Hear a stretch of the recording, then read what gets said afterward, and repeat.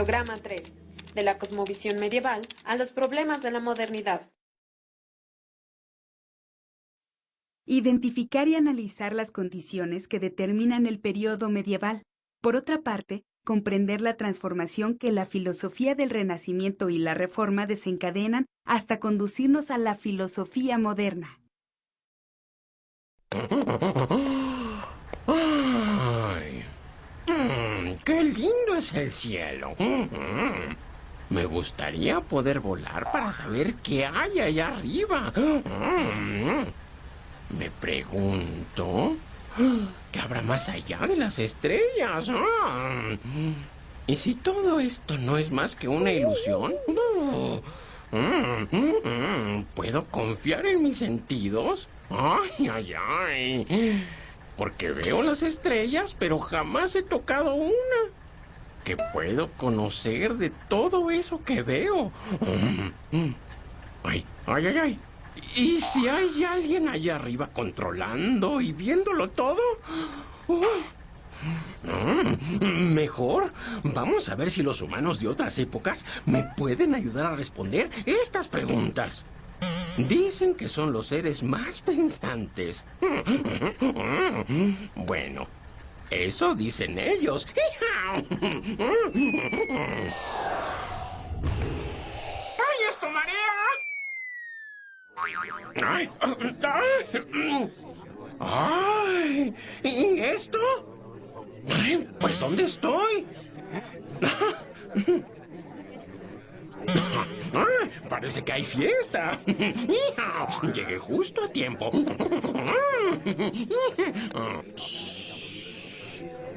Guardad silencio, atrevido, que estamos en un momento cumbre para la historia de la humanidad. Ay, perdón. ¿Pues qué están festejando? La consagración de Jesús, su sacrificio por la humanidad. Pero, ¿dónde está el niño? Yo no lo veo. ¡Insolente! Ese cordero que ves ahí es la representación de Jesús y del cristianismo entero. Estamos adorándolo. No lo regañes. El pequeño quiere saber. Mira, el cristianismo sostenía que Jesús era el Salvador del mundo y su Padre, Dios, el Creador. Con esta afirmación, la religión cristiana transformó los antiguos modos de pensar del mundo romano. No me diga. Pero, ¿en qué época estamos? En la Edad Media, el pensamiento cristiano busca una explicación del nacimiento y desarrollo de la humanidad.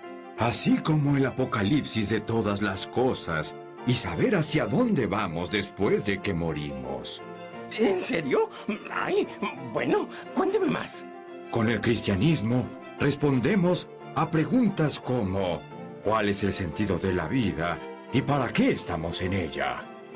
Todo contenido en la Biblia, claro, con la ayuda de la Iglesia.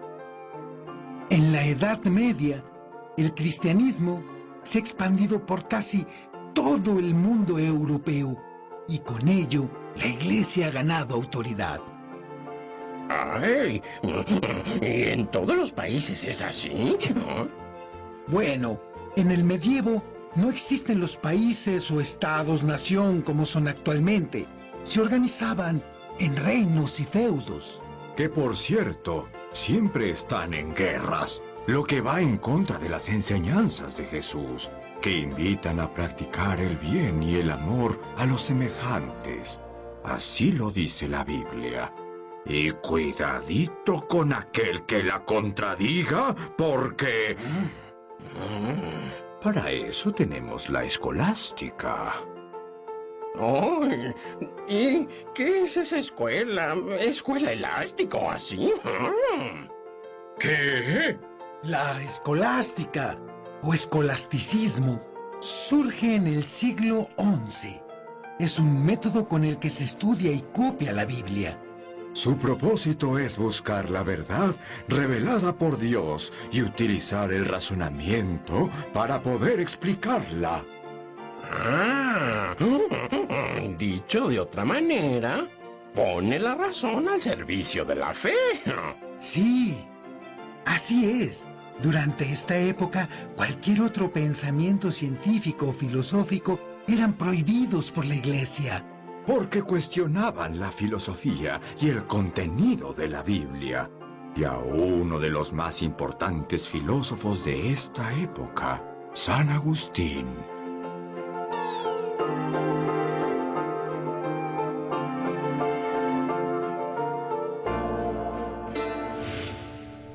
La búsqueda de la verdad solo debe hacerse en la Biblia y Evangelios. Creer para poder comprender. La razón y la fe no se contradicen. No es necesario negar el valor del razonamiento si con este podemos afirmar la fe. Con el método escolástico se conoce la verdad, que es la que Dios nos revela en la Biblia. Solo se usa la razón para explicarla. Fácil, sí. Recuerde, la filosofía es una actitud total del hombre y ante todo se necesita tener fe. Ay, aunque después estas verdades van a ser cuestionadas, al igual que mi filosofía, por el franciscano inglés Roger Bacon, quien cuestionará algunos dogmas de la Iglesia y principios de la escolástica. Un escándalo. Este caballero afirmará: no aceptes nada que no pueda ser confirmado. Vaya, hombre de poca fe. Con estas ideas, Bacon marcará una ruta hacia el periodo llamado Renacimiento.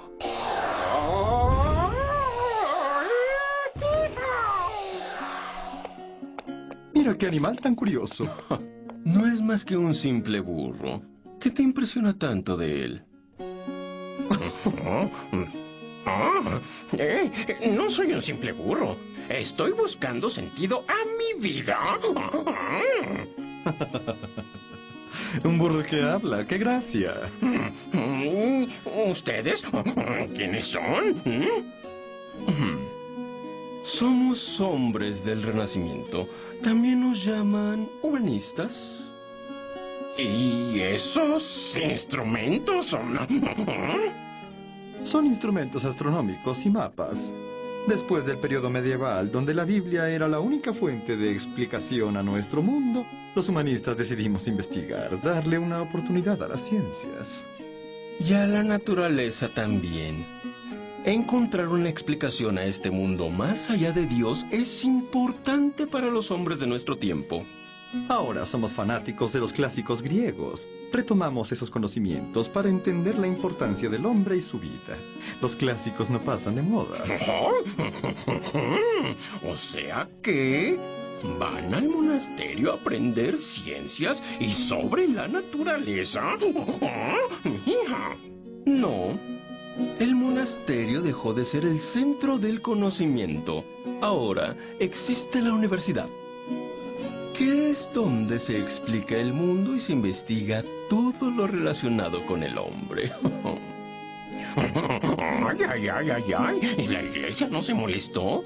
Porque ellos solo aceptaban las explicaciones de la Biblia. Claro, pero está muy ocupada resolviendo problemas internos. Parece que hay grupos de cristianos que no están de acuerdo con el Papa. Durante el Renacimiento, ha habido diferencias de ideas y protestas originadas principalmente en Alemania contra la corrupción e indulgencias que la Iglesia vendía. Estos grupos se hacen llamar protestantes y exigen ciertas reformas. ¿Y ustedes creen que se va a resolver este problema? ¿La iglesia se va a reformar? No precisamente, burrito. Juan Calvino y Martín Lutero, los líderes del movimiento, proponen separarse de la iglesia romana para fundar su propia iglesia. Sí, la iglesia protestante. ¿Y entonces ¿Qué va a pasar con la búsqueda de la existencia de Dios y su concepción? Eso se lo dejamos a la religión. Ahora es momento de reflexionar en el hombre y para el hombre. Nuestra sociedad está cambiando. Sí, hasta una nueva clase social hay. Ay, ¿ya no hay pobres? No me refería a eso. En este periodo ha nacido la burguesía. Y eso no es todo. También ha nacido el sistema económico capitalista. Verás, esta sociedad dejó a un lado el feudalismo y se están conformando los estados nacionales. Exacto. Por eso ahora también se reflexiona sobre el poder, los gobernantes, la sociedad y la política. Pero para eso el señor Maquiavelo es un experto.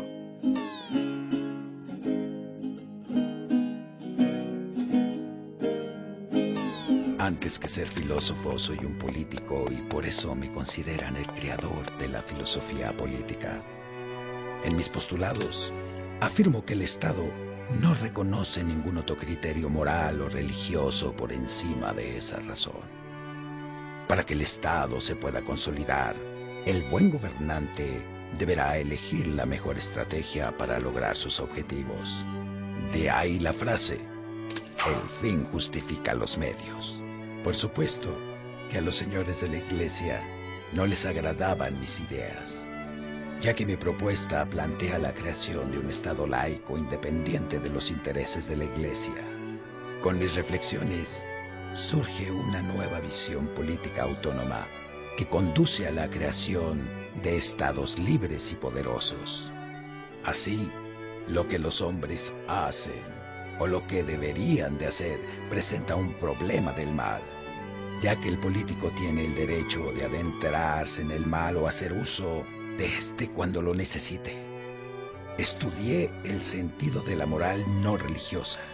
En la época medieval, la legitimidad se basaba en Dios y por mandato divino se dirigía al Papa.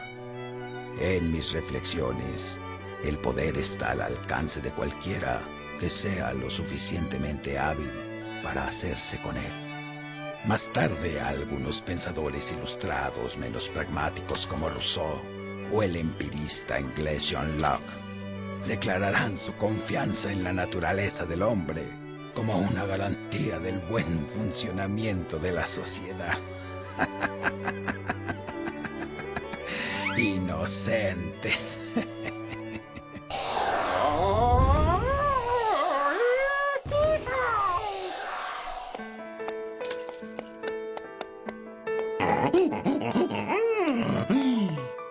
Oigan, ¿qué están mirando? La inscripción de una tumba. Ay, ¿eso nada más? Pero si es una simple sepultura. Verás, este siglo XVII se verá influenciado por las ideas previas del Renacimiento. Si contemplamos la tumba, es debido a su gran simpleza y a lo importante que es la contemplación realista de la naturaleza y las cosas que nos atemorizaban anteriormente, como la muerte.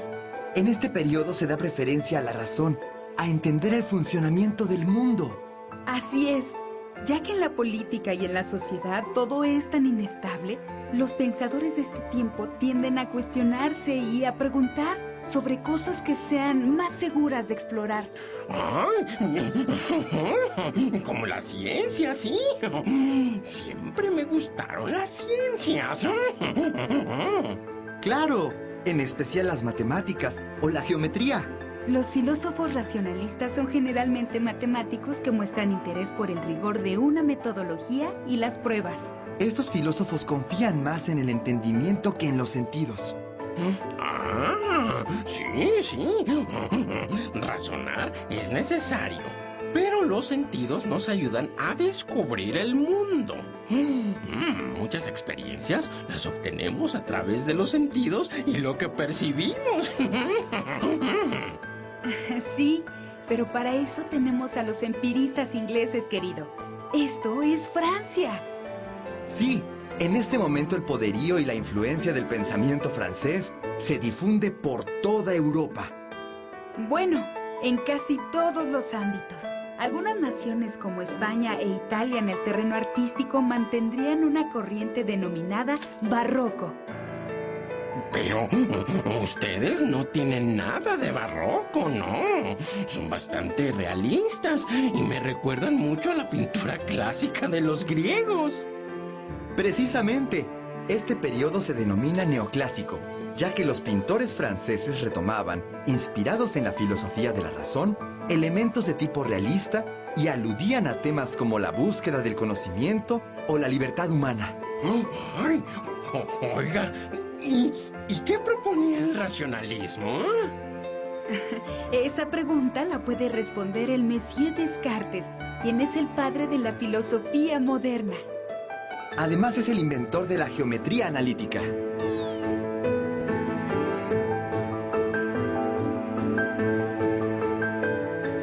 Bienvenidos, hombres pensantes. En mis reflexiones intento demostrar que el conocimiento es posible gracias a la razón. Ah, sí, la razón. Esa capacidad que tenemos los seres humanos de distinguir lo verdadero de lo falso. Yo os digo que todos los hombres poseen el mismo grado de razón, pero no todos pueden o quieren hacer uso de ella correctamente. Como un par de individuos que conozco. Mi fascinación por aumentar el conocimiento y entender el mundo me hizo llegar a una conclusión. Necesitamos un método para poder alcanzar esa razón. Estas son las reglas. ¿Cómo es? Oui. Regla primera, o regla de la evidencia. No recibir o aceptar por verdadera cosa alguna que no podamos evidenciar. Es decir, evitar la precipitación y prevención. Regla del análisis. Dividir en tantas partes como se pueda hasta llegar a todos los elementos que lo constituyen. Regla tercera, o de la síntesis. Recomponer todos los elementos desde lo más simple hasta lo más complejo para descubrir cómo se relacionan entre sí. Y por último, regla de la enumeración. Recorrer y revisar continua e ininterrumpidamente todas las verdades logradas hasta asegurarnos de no omitir nada. Todas buscan la verdad con la que se construye el saber. Recuerden que el principio de todo conocimiento es poner en duda todo, pues lo único que es cierto es nuestra existencia. ¿Oui? Soy muy desconfiado. Pienso, luego existe. Después los ingleses, como Thomas Hobbes, van a contradecir mis postulados, puesto que no aceptarán que la sustancia de todas las cosas es el espacio o extensión.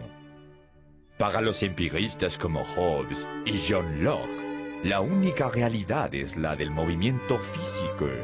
Según ellos, ese es el origen de las ideas. Así, el empirismo explicará el conocimiento a partir de la experiencia.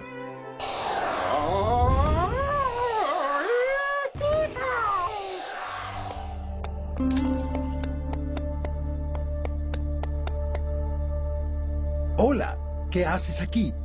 Pensé que no habría nadie en lo alto de esta montaña. Ay, es que tengo curiosidad por saber por qué vienes a este lugar tan lejano a mirar por encima de las nubes, ¿eh? Me gusta contemplar en silencio la naturaleza, sentir su fuerza, pero al mismo tiempo entender cómo funciona. Entre tantos cambios, a veces es necesario estar solo. ¿De qué cambios hablas?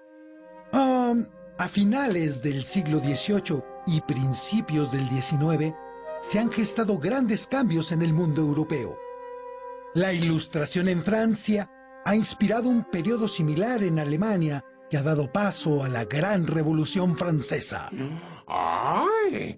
¡Ay, sí! Las sociedades están cambiando, sí. Es verdad. Ahora tenemos el proletariado como nueva clase social debido a la industrialización de Europa. Muchos filósofos alemanes reaccionaron ante esto, con lo que surgió el idealismo alemán. Oiga, pero ¿y esos idealistas? ¿Qué proponían? Bueno, eso lo va a explicar mejor uno de los filósofos más importantes de todos los tiempos. Sus postulados serían un punto de inflexión sobre muchos de los temas tratados con anterioridad en la filosofía. Me refiero a Immanuel Kant.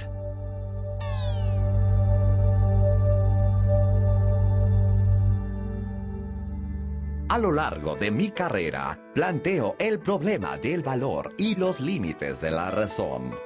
Como se sabe, para los racionalistas, las ideas eran innatas en el hombre, y para los empiristas se adquirían a través de los sentidos. A partir de estas dos posturas, mis reflexiones sobre el problema de las relaciones de la razón con la realidad, que en ella aparecen vinculadas, me llevan a tratar de responder 3 preguntas. ¿Qué puedo conocer? ¿Qué debo hacer? ¿Qué me es permitido esperar?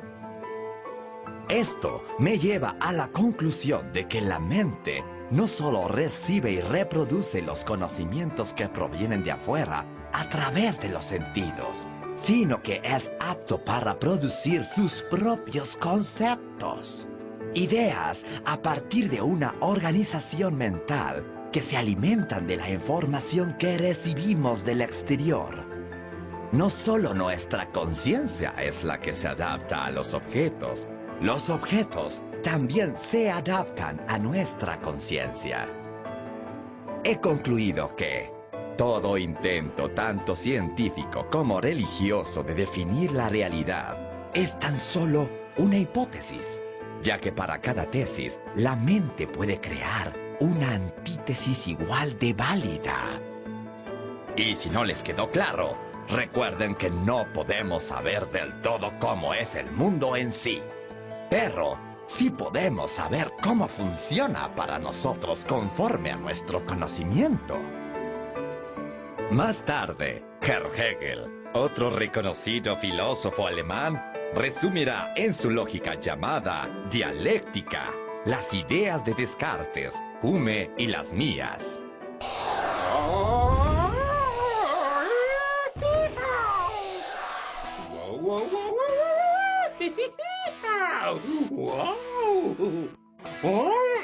¡Ay! ¡Ay! Esto marea mucho. ¿Y cómo duelen las caídas? ¡Wow! Este viaje ha resultado muy interesante. Ay, pero también fue muy extenuante. ¡Ay! ¡Ay! ¡Hijao! Lo sorprendente de todo esto es que muchos años atrás había personas que se preguntaban lo mismo que nosotros. ¿Es cierto que para obtener lo que queremos, el fin justifica los medios? ¿O será que debemos confiar en la buena voluntad de las personas y en que harán lo correcto? O, por ejemplo, cuando tenemos un problema con el cual lidiar, ¿cómo tomamos una decisión? ¿Realmente vemos las partes de todo el problema o nos dejamos guiar por nuestros sentidos? Oigan, ¿se han puesto a pensar en cómo aplicamos estas preguntas en nuestra vida diaria? Bueno, pues ahí se los dejo de tarea. ¡Nos vemos!